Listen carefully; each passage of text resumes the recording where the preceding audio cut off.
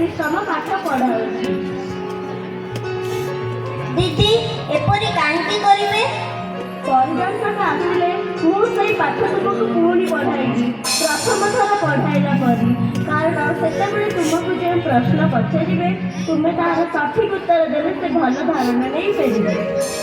दीदी आपण जो नुआ विषयटी पढ़ाइबे ताहा सत्य रक्षा कथा, महान राजा सत्यवीरंग कथा, जी कि निजर सत्य रक्षा करबा पई निजर सब किछि त्याग करि देथिले। कौन है